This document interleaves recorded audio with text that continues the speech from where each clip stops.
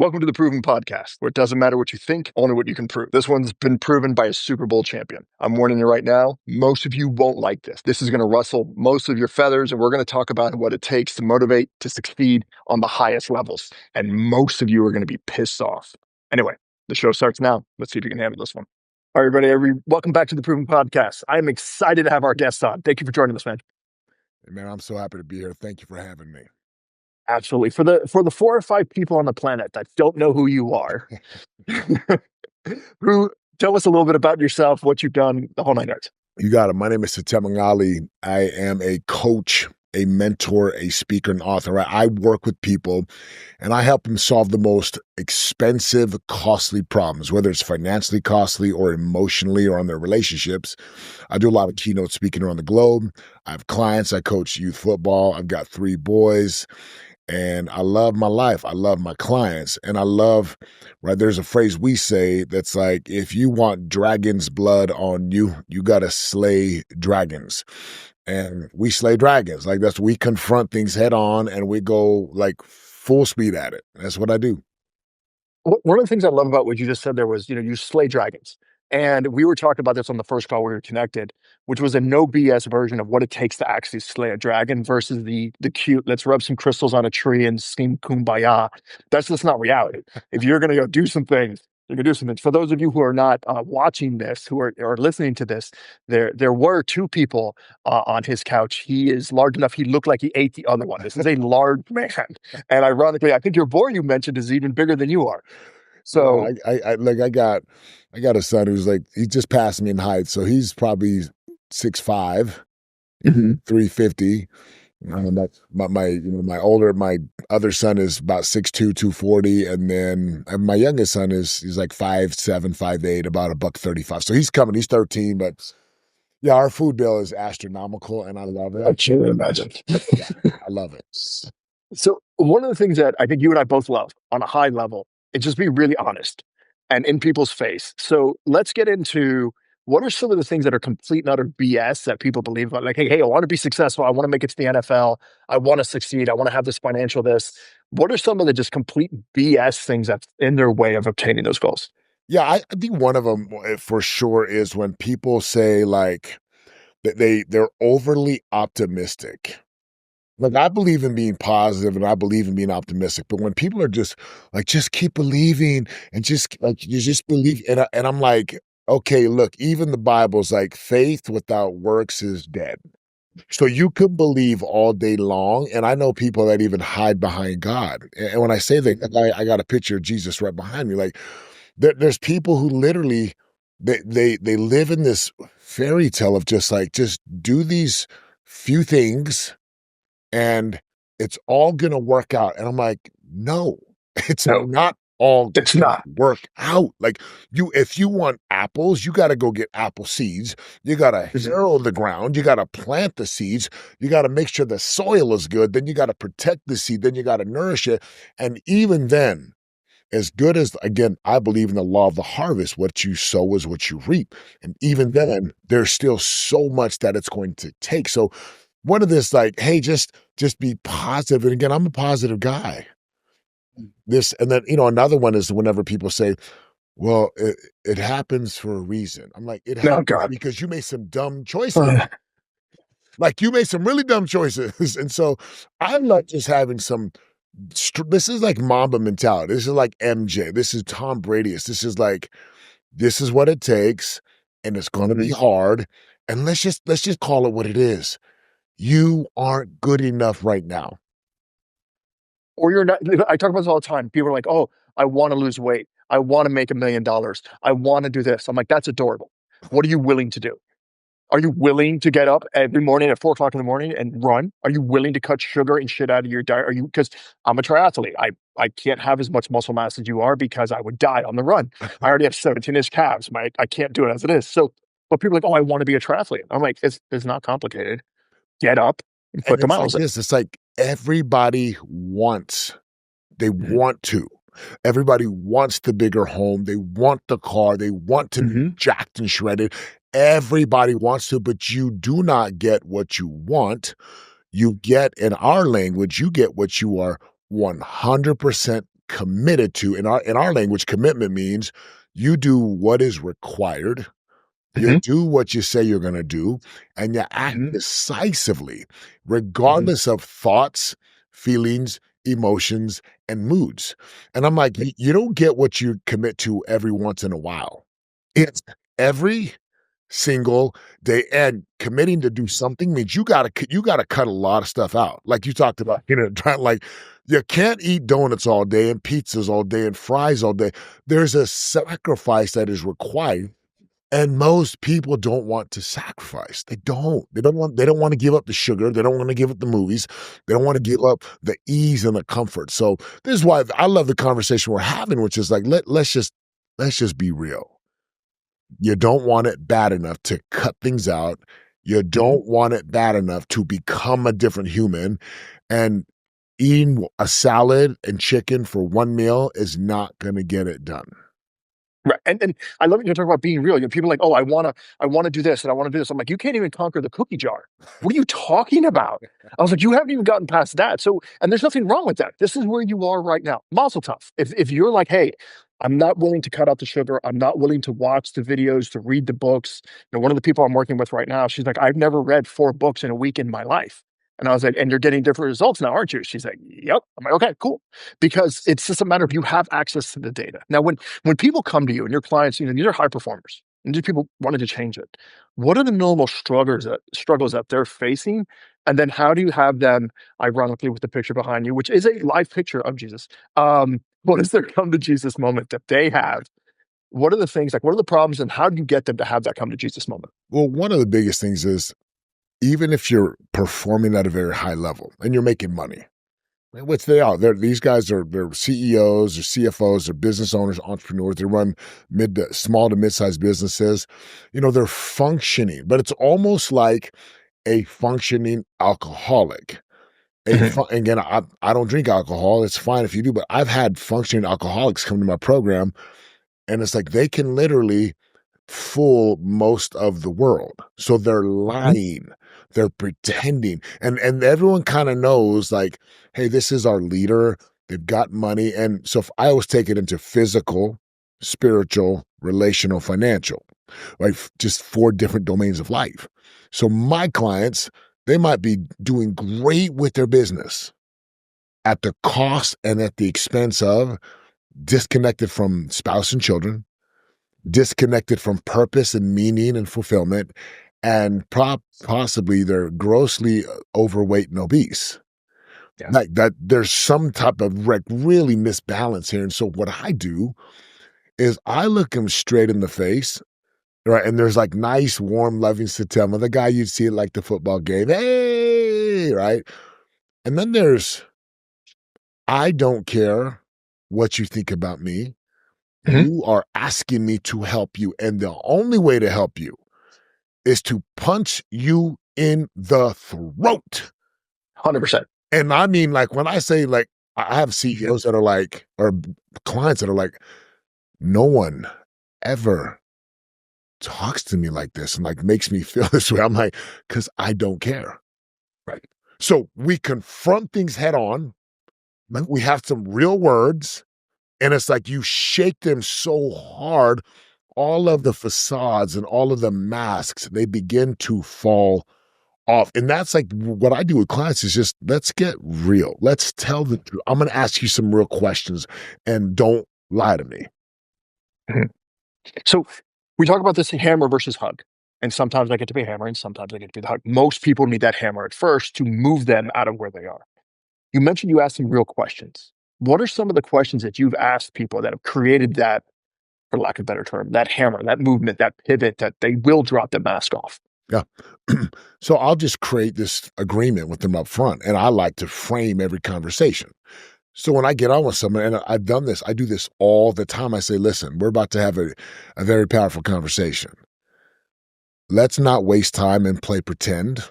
And let's not stay on the surface. You do that everywhere else in your life. So can you agree to be radically honest, brutally transparent, and completely real with me, yes or no? Mhm. And most And people go ahead. I would say, well, most people will say yes, but it's not a real yes. Like, Yeah. yeah, sure, sure, absolutely. Yeah, How I'm do you the get first past one. that, the bullshit yes? Well, then it's funny because I'm like, if I can tell, you can always tell. You can tell you can tell when someone's It's not hard. yes doesn't really mean yes. They're just saying yes, and I'll say, look, I'm just gonna say it again, Yeah. and I just pause and I just look at them like we don't got time because the person who referred you to me said you were going through some tough times, like something difficult. So I'm gonna ask you some real questions. All I'm asking you is do not lie to me, tell the truth, and I will help you. Do you understand? And they're like, yes. And sometimes I will come right out the gate. And depending on if they filled something out, I've got some information. So sometimes I'll just ask them on point blank, what's going on in your marriage? Real talk. And that then again, I know the first question I ask, most people they stay a little bit surface. And then I start to pierce and I start to dig and I start to dig.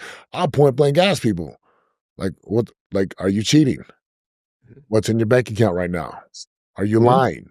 What was the last lie you told? And if I can get them to be so real and so honest right up front, man, like we just move so fast because for the first time in their life, they're having this come to Jesus moment, right? I love the picture there. They're having this like the prodigal son, and then they're like, I'm woken up. Like the prodigal son in that story. He's like, takes all the inheritance, he goes and he spends it all. And now he's like, I'm eating with the pigs right now. This is horrible. Yeah. Mhm. Time to go home. So if you can be so real and pierce, like piercing, Mhm. people want to actually tell the truth. They just don't know how. And there's usually not an Right. environment where they can do that. I also think people don't have people that hold them accountable on a high enough level, and they know that if this person does hold me accountable, there will be some sort of cost benefit for it. So, I with my clients, I'm like, "How long have you been cheating?" And they're like, "Excuse me?" I'm like, "We're gonna get past it if you're cheating or not. We're way beyond that. How long have you been cheating? Is that your goal? It's like, if that's what you want, I love that. It's not my marriage. I'm not sleeping with you. I don't care." And I think having that disconnect of I don't care. I'm here to serve whatever your truth is important. Now, a lot of this people, and I'm curious what your thoughts are. There's so many people who want to change and have a certain level of willing, but don't actually make the change. What has been the factor that you've seen when people come to you, the no BS of what people actually start taking the action and implementing and creating the changes in the life that they want? What are the things that normally is the trigger for that you've seen? Yeah. I would say there's two real big important things here. Number one is there's this thing that I call default future. It's Mhm, default. Like basically, if you continue to do what you're doing, mhm, where will you end up? And most people, they painted a false future. So, for example, if they're eating garbage and they're not spending time with their children and they're working 60 to 70 to 80 hours a week at the expense of all these, I'm like, where will you be? And in their mind, they're like, I won't be as close to them as I was like, excuse me? You are so delusional. mhm, You're delusional. Let me paint the picture. You will be sitting on a couch with no kids, no grandkids, eating a can of Pringles in a tiny or maybe your huge home. You will be miserable.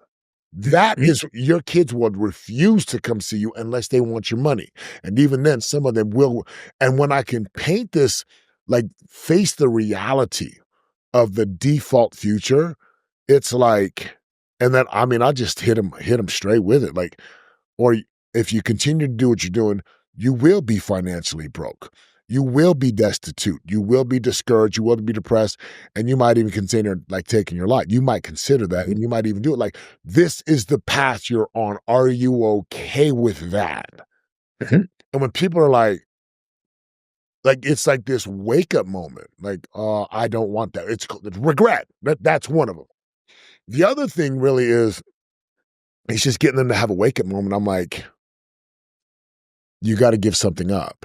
And they're like, what do you mean? Like, you can't keep doing this over here and doing this over here and hoping to get like something has to be given up. So I can give them an example. Like, again, the physical one's like, you're fat. Like, I'm telling, like, you're obese. You think you look good. Let me show you go take your shirt off and take a picture. And then I can show them an older version of them and then the current version. And they're like, I'm like, you look horrible. And again, that's not just in the physical domain. So when people get the truth, Jesus really had it straight when he said the truth will set you free, and the truth hurts. The truth Mhm. is painful, and people actually really don't want to know the truth because it sucks. They want to listen to the motivational tapes and they want to listen to the books and they want to write little cute quotes, but they don't want to do the fucking work. All They the don't want to quotes, dig in. oh my And gosh, the quotes are killing me, man. Like, yeah, they it drives me out of my mind because people will sit there and like one of my clients goes because whatever I'm not choosing, I'm changing or something along the line. I wrote it down because it pissed me off. It says whatever you are not changing, you are choosing. I was like, that's a great quote. That's really cute. That's a really good one. What did you change now? Huh? I'm like, wait, you just said whatever you're not changing, you're choosing. So what changes have you made? They're like, uh-uh. I wrote the quote on my wall. I posted it on Instagram. I'm like, you're in my way now because that's what I don't care what you say. I only care what you do. I only care what you execute with. And I've found that when pain, and this is what you're doing, what do I call future focus, but the future of life, when you show someone that their pain now exceeds their comfort level, instantaneous change every single time. But if you're in a situation where you're still comfortable with the level of pain that you're at because it slowly has crept up, you're not going to make that change. What are some of the things, and I'm curious what you've run across, the things that have made the most change in people's lives? Like you've seen these radical results to be able to sustain it. Because change in a couple minutes is adorable. yeah. It's cute. It's nice. And you think you won some award, and then you go back to your old patterns. How do people sustain? How do you get people to do that? So one of the things that's helped people the most is when you put them through physical pain. Mhm. So, like these business owners, they sit in their nice booted and suited clothes and they're important and they've got authority and power. And then we would run them through immersion. And then come through and then I'm picking them up at 5 is very militant. Now I've never been in the military, but I've seen military and I have so much respect. And so but I've been in high level sports, high school, collegiate, professional. So there's something about physical pain and having people connect. Like where I just carried an 80-pound bag for 4.5 hours. I just ran miles upon miles, even when I'm like and I think I'm gonna die. When people go through pain and I can connect what they're going through physically to now what they want to experience financially or relationally. And I can make that tie and then I can remind them of some of the tools and the models like, this is what we did. So you're going to go home. I like first things first. And then we get practical. Like it's hard to go run a marathon if you don't have water stations throughout and you don't have gels. Most people try to go change their life eating cheese and crackers. Like, dude, you got to fuel your body. You got to fuel, you got to sleep. You got to have shoes. You got to like, this is preparation. So a lot of times with our people, what gets them to stick is I'm like, let's put you in the environment. Go home. Someone wants to lose weight. Go home, FaceTime me, show me your pantry. There's about $1,500 of stuff that needs to go. Oh, but I was like, "Look, you told me you wanted to change." Oh, but I got this relationship, like, you need to cut, block on every you need to get rid of that. You need to probably get rid of the TVs and, like, people are not willing Yes. to get drastic. Well, then the comforts of life just pull them back in, and where I've seen the most change with people is, again, Jesus said something about, "If thy right hand offend thee, cut it off." Mhm. People need to cut people out of their life. People need to sleep 1,000%. not sleep with their phone next to them because they're glued to their phone all night. Then they wonder why they're so tired. Then they caffeinate and numb and do all I'm like, guys, these changes are simple. So what I found that works is we give people a system, an operating system, and an environment where if you follow these things, you decrease the chance of relapsing. Now, it's like the alcoholic. You gotta dump all the alcohol out. You got like, if that's what again, I got a number of clients. They gotta dump the alcohol. They gotta avoid the bars. They gotta get rid of those people. You gotta go to the support groups, and then you gotta fill it back up with exercise, with fruits, with vegetables, with just different things. People don't understand, like, we're talking about radical change, and they don't wanna do that. So that's why they keep lapsing and they stay in debt and they stay in mediocrity. I'm like, now the people who like again, I don't know why I keep feeling safe, but there's even people in scriptures like, get up and move, Mhm. leave, get out of where, like, leave where you're at. And people don't want to do that because they're too comfortable, which tells me you really don't want what you say. It sounds cute. It gives you a dopamine dump, but you don't want it. Oh, on that cute quote you keep posting and all the quotes you post on your social media, like, get out of here. Show me the results. Show me the fruit, right? Show the Mhm. results. Yeah, I love the idea that pain breeds confidence. There's so many times when you're doing things that like, I didn't know I could do this. I've got to push through it. And the other thing is that, you're talking about a purge. And it's one of my favorite things to do on a plane ride is I will sit there because I can't, there's no internet access on the plane most of the time. And I'll be like, block, block, block, block, block, delete, block, block. I'm like, all these people you don't get to be in my life anymore. And if you're not ready to, I hate this expression because it's the wrong expression, but if you're not ready to burn your ships, you're not going to get it. That's just the reality. And there are people, and I love that you go through people's pantries and say, get a trash bag.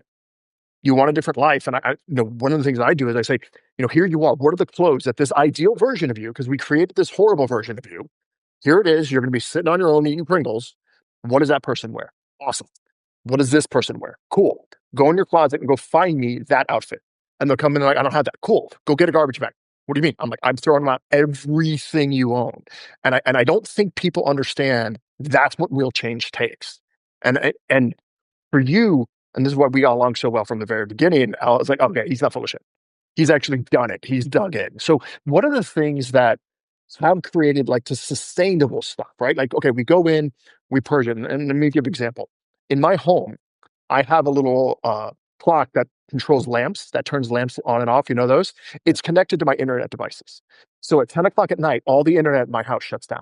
There isn't any, hey, I want to get on my iPad, I want to get on my phone. There's no more internet in the house because at 10 o'clock, I'm getting off my devices. It doesn't turn back on to the morning. It was a $6 solution. It forces me to get out of my own way. What are some of the things that you've implemented with your clients that have helped them? Because again, willpower is a finite resource. We all know that. We don't always feel like working out. And sometimes we fall off track and then we got to catch back up no matter who you are, unless you're Kobe. What are the things that you've implemented with clients that have helped them stay on track to get to those goals? So number one is a big one with all of our clients. And see, I've never heard that one before. I'm like, that one's brilliant. Dude, I'm gonna go implement that now. So like my kids, right? But again, for us, it's like all phones, no phones go in rooms, right? All Mhm. phones get shut off at like 8, 9 o'clock. You have to remove because that right there, that domino, if Mhm. someone's up on their phone all night, they don't sleep well, then they binge, then they don't work the next day. So that's one, right? Well, I'm like, just that simple thing of remove, even if you work, take your cell phone, put it in another room, leave it in your car. And they're like, I was like, but you got what?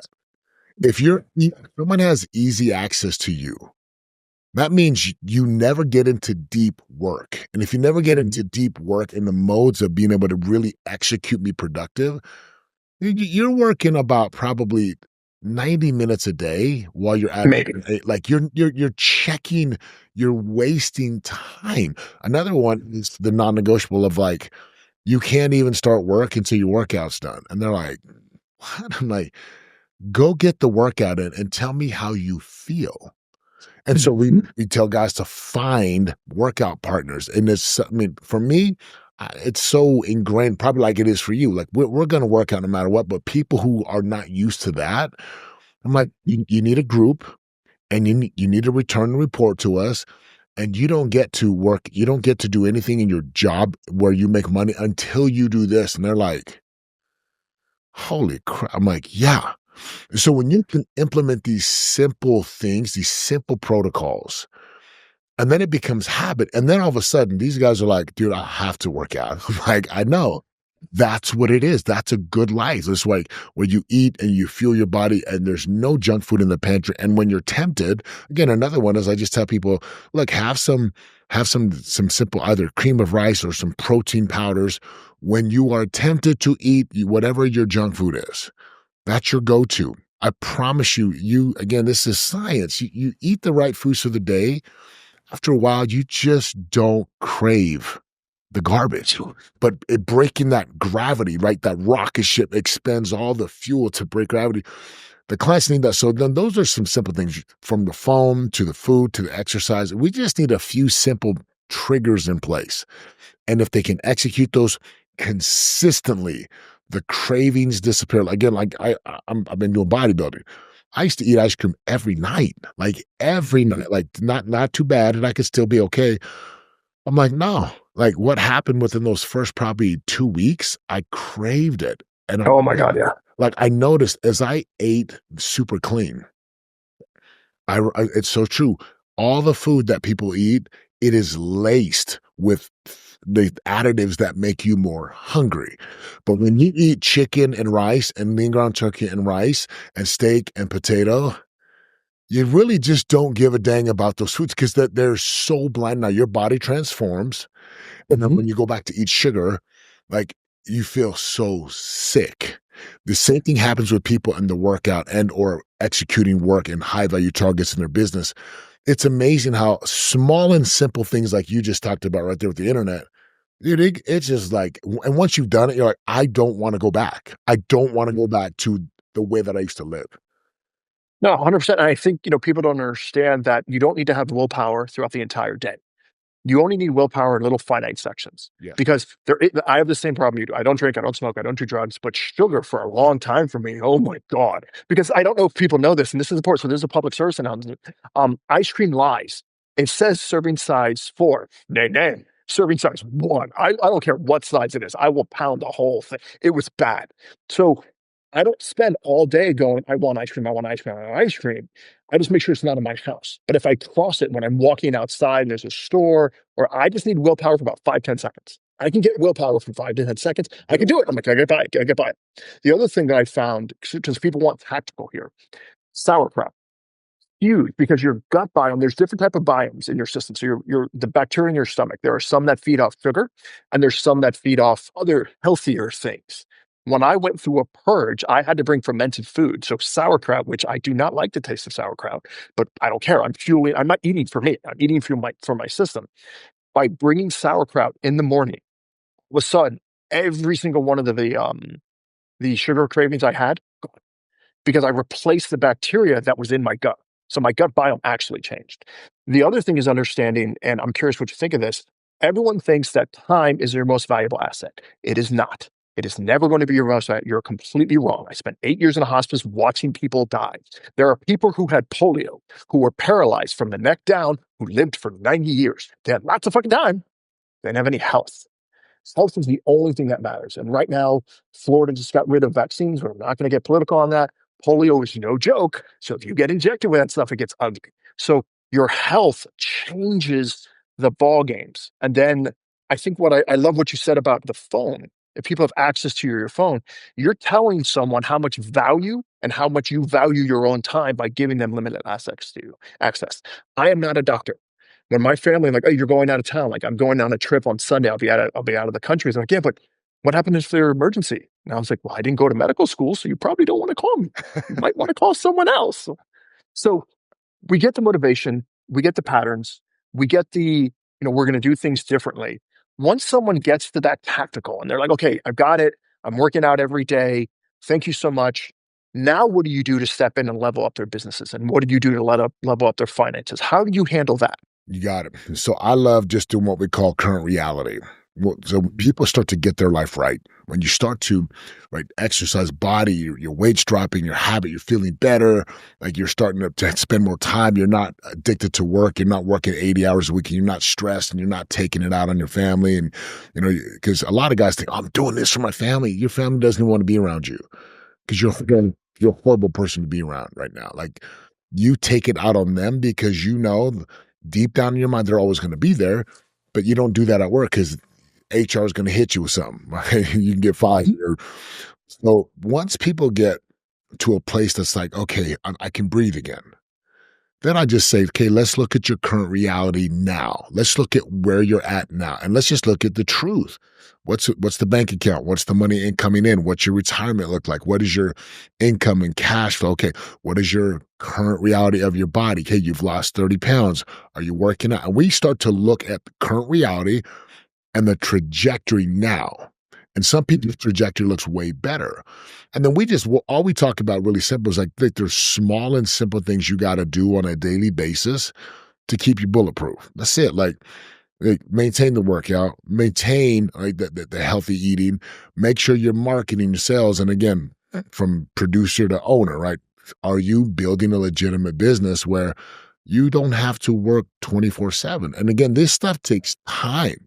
Most people just stay working, working, grinding, grinding, grinding. They make a lot of money, but they're not really doing anything. And I've found myself in that situation multiple times where I'm like, okay, I got to step back. Let me look at current reality. Let me create this projection of where I want to be. And then we just go back and set again what we call necessary required actions, and let's execute. And it's the same, it's crazy. It's the same process again and again and again, right? You're this new levels, new devils. Okay, now that you're on a new level, now you got some new problems. And now we got to solve those problems. And then it's going to elevate you again. And then you're going to face new problems. And then we got to solve those problems until you just constantly and continuously optimize your life. I love what you said, that word. I don't believe people, but I do believe there are patterns. And so if someone's got patterns of how they do things, we can look at those patterns. We can look at their current reality. We can project something, and now we can solve. And it takes so much, it takes real conversation, real truth, like confronting things head on, saying the things that people don't want to hear, doing the things that they absolutely have been avoiding, and it show them the cost. That's another game changer. Like, you show someone what it's really costing them to waste time over here or to do this over here, the real cost. Oh, people are like, wait, I'm losing millions of dollars or hundreds of thousands of dollars, but more than financial, you're losing your children. You're losing your marriage. It's brutally painful. So that's what we do. It's again, simple. It's not easy, but it is simple to look at it, and then you got to execute. There's a simple thing that you keep glossing over. So the listeners have heard it probably at this point, but you keep using the term we. And the idea is that the only way you're going to do this is if you have someone that holds you accountable. And I have people all the time be like, "Oh, I don't really need this, or I don't really need that." I'm like, "Cool, have you done it?" And they're like, "No." I go, "Then you're lying to yourself. You need someone to hold you accountable. Because if you could do it on your own, like there are people like Kobe who do it on their own. I love it. They're one out of 80 billion people. The rest of us, we need someone to hold us accountable and to get us in the face and to do that. So I love that you keep talking about, okay, we've reached this level. Now we need to get to the next level because there's a new devil at every level. And it's just the nature of the beast. When you talk about necessary actions, because we all have these, and every level has different ones, and there's God, I wish people would sit down and have these honest conversations. They would realize how much connection, love, and finances they're losing. But when they sit there and say, "Hey, here are the real things that you need to do. These are the necessary actions." What are the most common, let's say 5, most common necessary actions that people have to do at different levels? Because if you're on the basic level, and I'm trying to lead you here because the basic level is easy. Just get racist. It's really simple. Don't eat anything white. If it's sugar, if it's carbs, just don't drink it. Just don't eat it. If it's white, don't eat it. Just walk away from it. Sorry, it's bad. Oh, simple and easy. We all know what to eat. We all know that we need to exercise. So for those of you who are playing at that level who are listening, just walk for 45 minutes every day. Make it a non-negotiable. If it's raining, you're going to get wet. If it's snowing, you're going to be cold. Just get over yourself. Just do it. Commit. And it's not about the walk anymore. It's about the, can I keep a promise to myself? So at the very basic level, stop lying to yourself and get there. This isn't that conversation because that you can Google anywhere. Have a nice day. That's chat. What you do, that's the easy stuff. That's easy. right? That's ChatGPT. You interact with individuals at a significantly higher level. These are high performers. These are people who have been made at professional sports. These are Fortune 500 CEOs. These are elite individuals. What are some of the proven necessary things that you go, "Hey, this is what you need to do"? Yeah, I love that. So I'm going to add one more word before I answer this. So necessary, we call them NRAs, necessary required actions. And so to answer this question, right, at a certain level, you have, like, one of the things is there's constantly assessing. There's an assessment. Where am I today? And if people don't do that, like, it's easy to get stuck into what I call the comfort zone. Comfort turns to complacent zone. Complacent turns into this nosedive crash. And pretty soon you have a crisis. So we want to avoid the crisis and avert that by saying, okay, number one, let's do a consistent check in. That check in, I call this like our general's tent. The battle is always won in the general's tent, which means, hey, at least once a week, you got to sit down and look back at the previous week. Hey, what did we do what we said we did? Like, and I mean at a high level, because if you're not executing at a level that's going to put you on an upward trajectory, we're back to go walk for 45 minutes and tell me how you feel. So the return report out of like this planning, this general's tent, so to speak, once a week is important. Number two is a constant looking into the future. Like, and again, I think I heard this from, might have been Gary Vee. I don't even, probably, where he's like, our head needs to come up out of the dirt into the clouds. We've got to survey. You got to look. Because at the level of an 8-figure, a multiple 8-figure, close to 9-figure business, there's so many moving pieces that you're counting on dozens and dozens of your leaders. So it's fast, again, speed of the team, speed of the leader. So this assessing, right, and adjusting and pivoting, like real time, and where are we? Here's where we were. Here's what we want. Here's where we are. We got to pivot. Another thing that I think is critical for these, that I don't think, another thing that is like mission critical is the confronting of crucial conversations with people. High-end leaders, like top-end leaders, they don't leave these crucial conversations for anybody. You got to have them. You have to have them. And it's not a text message. It's not an email. It's you confront. And the reason why it's so important. When a leader confronts his main people, he is demonstrating to them, he or she is demonstrating to them, this is how we handle stuff. Head on, confront. And what I've learned is people who avoid confrontation and they want to go into complexity, they're avoiding the very thing that would put them to the next level. So they stay stuck. Critical, crucial, fierce conversations when something's not working, it's immediate. Because again, like, the phrase, right? You can't turn the Titanic like you can a VW bug. It takes a lot of movement to turn an organization. So those micro conversations are critical.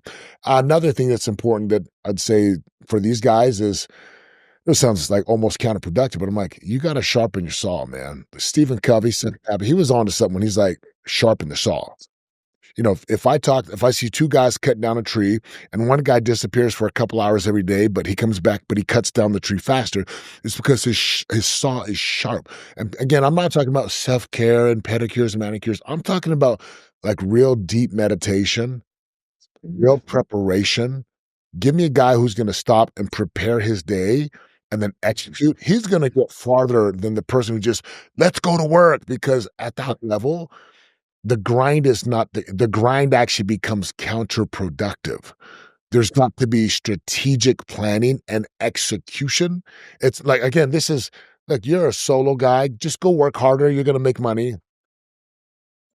But when you're over people and livelihood and organizations and like branches and districts and like, you got to have a strategy that is in alignment with where you're trying to go. And a lot of times, even for myself, I hire mentors, I hire coaches, I have a team where we hold each other to these candid conversations. So those are a handful of things to me. It's like, if you're doing that, and then again, you're taking a step back, looking at the big picture, like head in the clouds, okay, where are we at? What's really going on? What's really not happening that we got to have happen? Once we plan, we put our face in the dirt, and we go, we execute, and we faces in the dirt, like we're grinding, we're working, and every once in a while, head comes up. Where are we? Is this really what we want? You've heard the phrase that says, "Hey, don't climb the ladder. Get to the top and be like, oh, the ladder gets the wrong wall." I'm like, that's a real thing where people build and work so hard, and they get down the road and they're like, this is not what I wanted. That's why having clarity and head up in the clouds is so crucial. You got to make sure, is the path that you're on really the path that's going to lead you to what you really want? And when you get to what you really want and you make that money or you get that thing, are you sure what's behind it is what you really want? And if it is, let's go get it. If it's not, we need to assess that before we spend years and months building a machine to solve a problem that really is not the problem. So there's a lot of thinking and conversation that goes into these systems. And if people are just like willing to submit to that process, it's a whole different level of capacity versus, hey, let's go walk for 45 minutes, stop eating sugar, stop eating Pringles, and you're good. No, this is like, we're trying to turn you into a high, like level, well-oiled machine with muscles and endurance, and you can handle the 120 plus bike ride in the marathon. Like, it's a way different game. Same in marathons, same in bodybuilding, same in business, same with family. No, I agree, and I think there's so many people that don't get it, that if you sat on a plane and the guy next to you said, "Oh my god, I'm so excited, I wonder where we're going," you would freak out. You would like, "Oh my god." You're like, "Okay, this is a problem." But people do that in their businesses. They're like, "Well, I'm just gonna do it." And I think I know you've seen this. You can grind your way to 7 figures. It is not that hard to make $1,000,000. You can just put your head down and grind. It's gonna cost you your health, it's gonna cost you your family, it's gonna cost you relationships, but yeah, you'll get to your 7 figures. Mazel tov, have fun in that. I love what you said about kind of disconnecting. In the military, it's called detach. You need to detach from the environment and put your head on a swivel for a second. But don't sit there and go, okay, I climbed up the wrong ladder. I'm on the wrong wall. So sitting down and really knowing where you're going, where that arrow is going to go beforehand is important. And I love that you mentioned that, you have mentors as well. And I think I would not be as far as I was or I am if it wasn't for mentors. And my original mentors when I was broke were books. I would read the Stephen Covey's and I'd read, and I'd, hey, this is what I can afford right now. And then in time you hire someone because it's all about accountability. Having someone that gets in your face and has conversations that are not HR approved. Sorry, HR, I will never get along with you. I am not HR approved.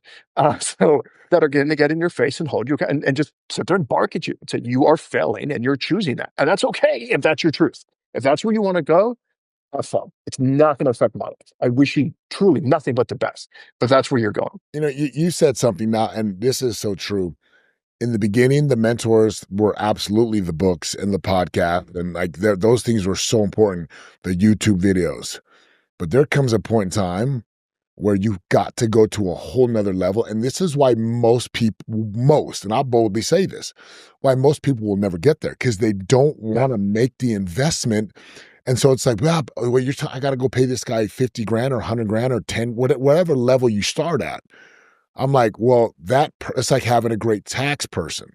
They're going to save you 6-7 figures and you're going to pay them for it. So I'd rather pay 50 grand to save myself $500,000 worth of loss or $1,000,000 worth of gain. I'll invest that 50 or 100, 150 grand all day long.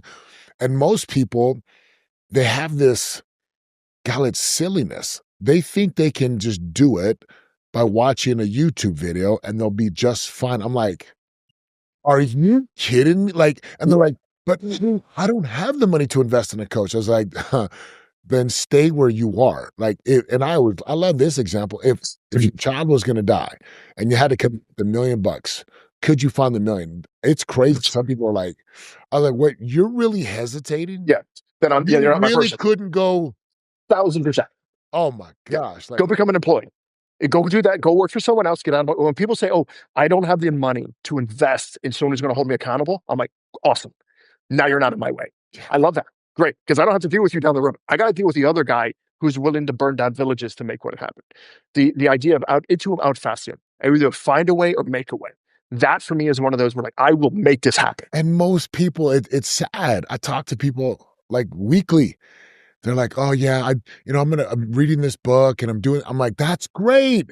It sounds like you're in the beginning stages. Stay in your job, enjoy your side hustle. Yes. But if you're trying to go hit 7 figures out the park and scale that to multiple 7 into 8, you're trying to like really do something. Like, I mean, not like a little straw house. You're trying to go build a community, figuratively speaking. You're trying to go make your body chiseled.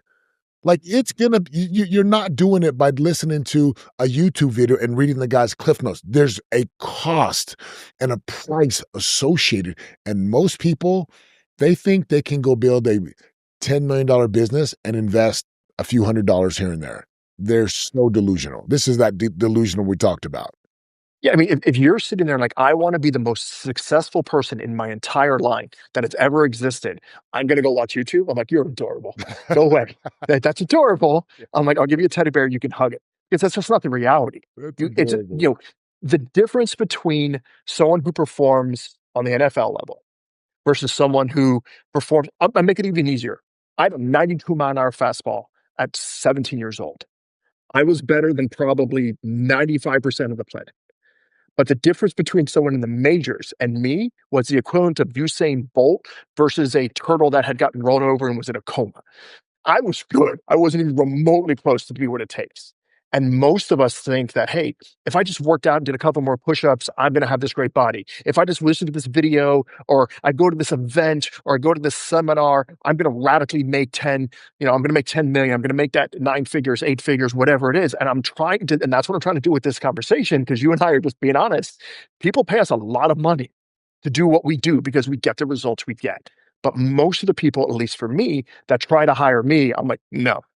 So, excuse me? And it's the question you just asked, which is, if your child needed $1 million, if you had to get $1 million in the next 24 hours or in the next year in order to save your child's life, if that person's answer isn't, I will burn down villages, I will light shit on fire to make it happen, if you're not that person, you're not my client. I give away my book for free for years.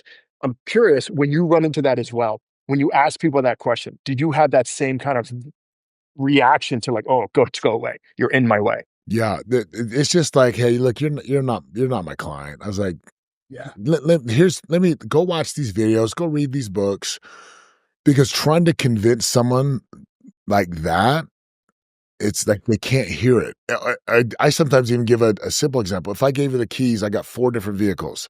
If I gave you the keys to these vehicles, paid free and clear, could you come up with 10 grand? They're like, of course I could. Why? Well, you're offering me all these cars that, okay. It's the same principle with just about everything else. You got to go figure out how to go get 10 or 50 or 100 grand. But they can't make that distinction of, oh, this is the same thing. This guy's whatever, a 10, 15, 20,000, $50,000 program. But, they don't see the future possibility of what it's going to be. So those people, I'm like, hey, good luck, man. I just smile because it's like, Yeah. they'll never get it. No. They'll, And those are the people that give them a little advice. Yeah, I give them a little advice. Yeah. Yeah, those are the people I give the advice. I'm like, hey, go do this. Don't eat this stupid shit. Go work out. Hey, there's these 5 or 6 books. Please go read it. I think the best example of this was, there's a guy named Mark Devine. Mark Devine is a former SEAL commander. Mark's great. Yeah, Coral, seal Yeah, SEAL fit. Yeah. Hi, Mark. How are you? I asked him, I said, when someone comes up to you and they say, I want to be a SEAL, what does it take to survive Hell Week? He knows in that moment, they're never going to become a SEAL. If you're asking, what do I need to survive this? You're not ready to be a SEAL at all. It's like, hey, once I get through training, what is the things I need to be prepared for it after that? That is a different mindset. It's a completely different question. And it's kind of like because millionaires ask, what do you do? Billionaires ask, how can I help you? How can I be in service to you? It's a different narrative. If you've got the mindset of like, okay, I just need to know how to get past this first level, there's a library card. I wish you nothing but the best. Go read as much as you want. YouTube is free. Mazel tov onto you. But I think there's some preconceived notions and there's some stuff out there that I would love to have us kind of just go through and say, no. What are the things that irk you the most in this space? Are the people like, hey, I'm going to go do this and I'm going to go be successful? What are the things that irk you? Well, that you've covered a lot of them already. When people are like they'll see me transform my body and they're like, oh, so what are you eating? I was like, what? Are you serious? Like, what do I eat? They'll ask, what do I need to eat? Or what's the workout? I was like, you gotta be. And I'm like, all right, just be patient. I'm like, I just be patient. I had like, go do this. Cause whenever someone's like, man, I can't seem to lose this weight. I was like, let's be real. You stuck close. You haven't checked your blood work. You don't work out. You go to the gym. You don't push yourself. Let's be real. You're nowhere. You're not even in the ballpark. You're not even in the parking lot. You're not even in the city. You're not. Mhm. Another one is when guys like, oh, I can't figure out, and they'll say, I can't figure out how to close these deals. Like what? Oh, I'm too. Or I want to make $1 million. Okay, great. Wait, I have to shoot a social media video? Mm. I don't even know how to do that. I was like, can you make a post? Oh, it's so hard. I'm like, dude, just stop. Yeah, just yeah. You Go be an employee. can't turn your camera on right here, and you can't turn it sideways. You can't do that, dude. You. Who are you kidding? Yeah. And so anything in that domain where people they're playing what I call the surface confusion game. There's core action and then there's surface confusion. Core action is necessary, required actions over and over, and it gets boring and it's mundane and it's and surface confusion is like, I need to go research the right shoes so I can go to the gym. What's the best workout outfit? What's the best Oh my God. scale? What's my macros? What should my macros be? I was like, what? So I just, I've built like you, there's a lot of patience, but you can't tolerate a I'm lot of. sorry, I don't know what that word is. Start with a P. What is that? I have no idea what that word is. You I gotta don't have like kids. love for I don't people know like this. just like, okay. And then again, because there's a different domain. There's like the domain of work and high level, straight line, straight at it. And then there's where you operate and where sport. And again, it's crazy. There's some of the parents on my football team. They're like, "So is my son gonna play? Like, he's not happy that he's not playing a lot." I'm like, "Do you want the truth?" And they're like, "Well, Yeah. yeah, he's just not good enough." Did you see that kid over there? That kid right there is 6'4", 240 pounds, is a 13-year-old. You see the other kid? He's 6'1", 255 pounds. Your son is like 5'8", a buck 65. He's like, I can coach him and I can help him. So it's that delusion that a lot of people just like, I'd rather just have someone tell me, dude, you suck. Okay, I Yeah, can 1,000%. deal with that. So yeah, the delusional conversations that people have is painful. Well, it's funny because the conversation that needs to have, it was like, oh, well, that's a really hard conversation. Like, again, I was a pitcher. They're like, I had a coach come up to me like, you've got a great arm, but you can't find the strike zone. So you're never going to make it. I was like, oh, that's right. They're like, you keep thinking it's next to the guy you kept hitting with the ball. I was like, you're right. And I knew I just can't find the strike zone. That is not a gift that was given to me. So having that harsh conversation was like, okay, I'm going to go do something else now. I'm 6 foot. I can't dunk a basketball. I'm going to buy an NBA team. I'm not going to try and be on an NBA team. Let's have a come to Jesus here. There are constants and there are variables in the equation of life. And people want to sit there and change constants. That is a waste of time. You influence the variables, you will get a different result. But people don't have these because they're not spending the effort to hire someone like you that sits down and says, okay, how long have you been cheating on your wife? Okay, take off your shirt. Let's have this conversation. Okay, show me your pantry.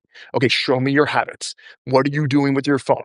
Wear a Fitbit and tell me what your sleep habits look like. Because let's have a come to Jesus here. Let's really break these things down. I just don't think there's enough people that are honest enough, even in your space, to have these conversations because they want the money. They're not going to come up and have these hard hitting conversations. Well, I remember I had a guy come through my program and he was probably high 400s pounds. So he comes through like I think get him to drop like 150 pounds over the course of a year. We get him to confront things in his marriage and his business, and then he kind of faded off. So he comes back to renew. And I remember he's in the room and my team's like, hey, he wants to come back in. And I think the renewal was like maybe 40 grand or something. I was like, no. And my team's like, what? I said, no, we don't need Wasted my time. we don't need his money. That 40 grand, if we take that, it's going to cost us. It's going to cost us energy and time. And that's not the guy our program can be associated with. Like he has to be, and he begged. I said, I go, if I take your money, which I don't need, like he's in a group experience. I said, I need you to like follow through. Do what you say you're gonna do. Stop doing the yo-yo. Stop doing the 5-2-0 diet. 5 days Mhm. clean, 2 days not clean, zero results. Stop doing the yo-yo in your relationships in your business. And I don't need you to come back 6 months later and ask the same questions that you asked 6 months ago to only feel good about all the answers you're getting. Because I've been a part of masterminds where people come every 3 to 4 months, and I'm like, they're saying, like, I'm looking at my notes. You asked this 4 months ago. You haven't done anything about it. Are you kidding me? So this, like, come to Jesus, real talk, straight talk, fierce is Mhm. required. And Mhm. like, if people aren't willing to do that, then you're like, dude, as for us, we can't take them on. You can't. It costs you more than it does to Yes. take them on. And people think that we're doing it because we get joy out of being harsh or doing it to the hammer. I'm like, no. I'm trying to eliminate pain. I've been where you are. I know what this. If you saw someone on fire, you're not going to ask them what it feels like or how they feel or how long they've been doing it. I'm going to try and throw a bucket of water on you as fast as I can because you're on fire. Yeah. I'm not going to hold your hand and tell you you're pretty. We'll deal with that later. Right now, you're on fire.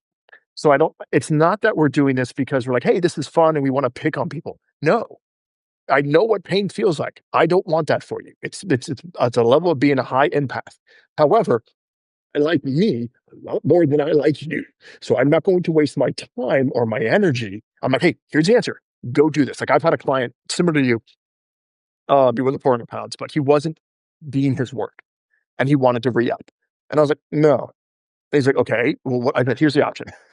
Here's your plan for the next 3 months. Send me a picture every day.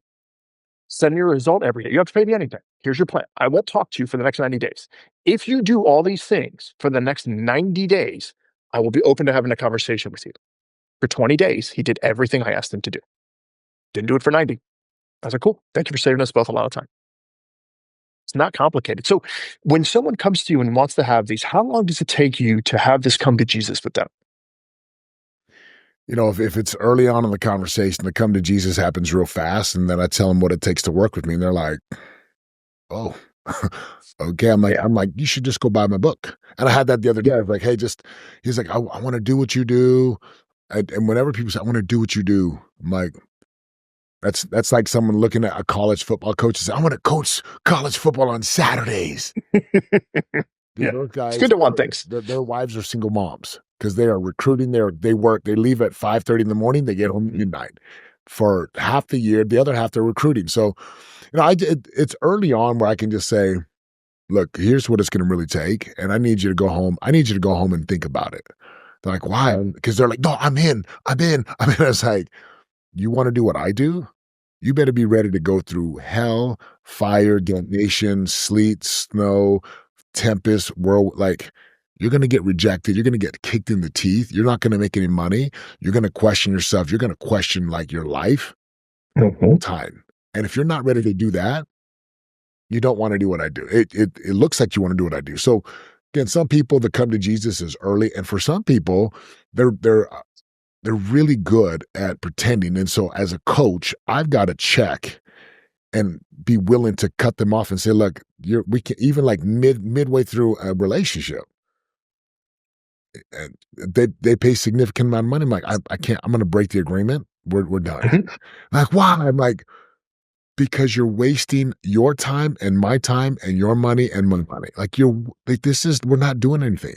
I'm not a therapist. I'm not a psychologist. I'm not a doctor. If you need those things, there's great people out there that will listen to you Yeah. for hours. I am a coach who you declare what you want. We get committed. You write me a check, and then we go create that thing together. And I be who I need to be for you, and you become who you need to be to go raise the 250 million, or to go do the Ironman plus get your children back, and or to build this thing over here and become the speaker, the influencer. Like it's not complicated. Do what's required, and you will get the results that are desired. Doing your best is for kids. Doing what you know is for amateurs. I even had someone the other day that said, you know, we gave it all we had. So go easy. And I'm like, that's why you failed. Mhm. That's why you failed. And I just, I had to block these guys. I'm like, I'm not, they're trying to shout me out. I'm like, I coach people for a living. Like, if you don't do what's required, you will never get what you desire. And your answer right there, we gave it all we had. I was like, go back to the job. That's okay. Yeah. It's not bad. And that's okay. That's your lane. Stay in your lane. So if someone wants to work with you, what do they have to do to require? What's required before they even pick up the phone or reach out and say, "Hey, what would you like them to do in advance?" Because I've got a laundry list for me. Yeah. So for me, I'll tell people, look, go listen to like a dozen of my podcasts. Go get a feel for my energy and how I talk. Go buy my book. It's called Game Changer, right? It's setemagali.com/game changer. I'm running the free plus shipping right now. Go pay $12 just to, we'll ship you the book. There's an audio book. Like, read that. And then go look at yourself in the mirror and have a real conversation. Because if you're going to come to me and we're going to have a conversation, it's going to be really simple. I'll just say, look, this is what it takes to work with me. And you write me that check. And then, it's a significant investment, but it's a real commitment. That commitment means, hey, you're going to change everything in your world. You're going to go upside down, inside out. And so I just tell people, look, and most people they won't go listen to the podcast. They won't buy and read the book. That makes it really, really easy for me. But if someone's like, oh, I read your book, I went through the podcast, I bought your 3 different courses, I'm like, let's have a conversation. So those simple hurdles just weed most people out because it's like I really want to do what you do. Can we talk? No. Go do No. these things first. Yeah. So if people want to track you down and find those books and find those courses and find the podcast, where are all these things? How do they Yeah. find you? So like my site, www.setemagali.com. That's my first and last name. If you do a /game changer, it's going to take you to the book. My podcast is called Game Changer with Setema Gali. So there's 600 episodes you can choose from. There's all kinds from 10 years ago to 5 years ago to 3 years ago. And my podcasts are short, they're punchy. So it just gives you a feel. And again, everything's on the hub of my site, my socials. But just tell people, like, you got one shot at life on the planet.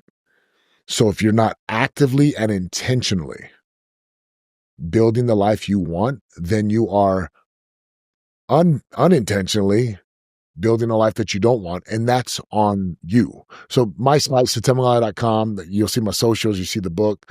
It's all there, and it's what we've talked about here. Like, it's not easy. But again, living a life of regret is not easy. Yeah. I talk to people all the time about they're like, well, organic is so expensive. I'm like, it's cheaper than chemo.